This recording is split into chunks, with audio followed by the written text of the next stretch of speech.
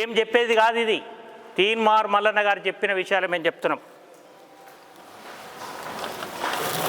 అందులో 10 ఎకరాలు వాడిని బెదిరించి, పోలీసు వాళ్ళతో బెదిరించి 10 ఎకరాలు రిజిస్ట్రేషన్ చేసుకుంది వాస్తవం కదా? నీ బినామీల మీద, నీ బినామీల వాళ్ళు కాదా?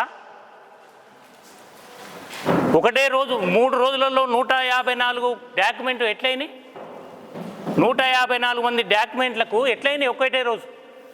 నీ ప్రమేయం లేని సబ్ రిజిస్ట్రార్ను బెదిరించి నాలా పర్మిషన్ ఒక గుంటకుంటే ఎట్లా చేసిండు రిజిస్ట్రేషన్? 10 ఎకరాలకు ఎకరానికి ఎట్లు రిజిస్ట్రేషన్ చేశారు? ఇది చెప్పాలా.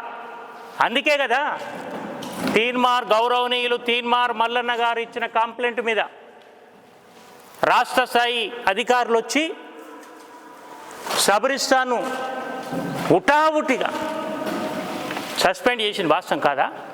ఇంకేం కావాలా? ఎట్లా చేస్తాడు? మాలాంటోడు ఎవరైనా మామూలు కార్యకర్త పోతే ఒకరు 3 రోజుల 154 డాక్యుమెంట్లు నాలా పర్మిషన్ లేకుండా చేసే అధికారం ఉందా? ఎట్లా చేసిండు? నువ్వు బెదిరియలే సబ్ రిజిస్ట్రార్ను? రుజువులు కావాలా వీటికి? ప్రజలందరికీ తెలుసు. సబ్ రిజిస్ట్రార్ని నువ్వు బెదిరియలేదు, ఫోన్ చేయలేదు, లేకపోతే మార్వాడి ఆయనకు ఫోన్ చేయలేదు, మార్వాడి ఆయన దగ్గర 10 ఎకరాలు మీరు కూర్చొని చేయలేదని ప్రమాణం చేస్తావా వీరభద్ర గుడి దగ్గరకు వచ్చి? ఇంతకంటే సాక్ష్యం ఏం కావాలి? 3 రోజులలో 154 డాక్యుమెంట్లు నాలా పర్మిషన్ లేనివాటి వాటికి అధికారం నిబంధనలను ఉల్లంఘించి మరి వీటన్నిటికీ రెడీగా ఉన్నవా అని అడుగుతున్నా. ఇంకా సాక్ష్యాలేం కావాలా? ప్రజల ముందు, తెలంగాణ 4 కోట్ల ప్రజల ముందు తీన్మార్ మల్లన్న క్యూ న్యూస్ ద్వారా తెచ్చిందే సాక్ష్యం. దానికి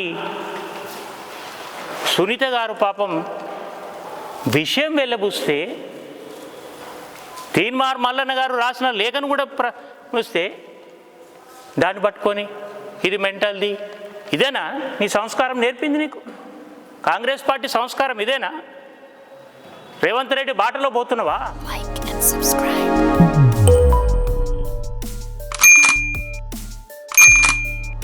Like and subscribe.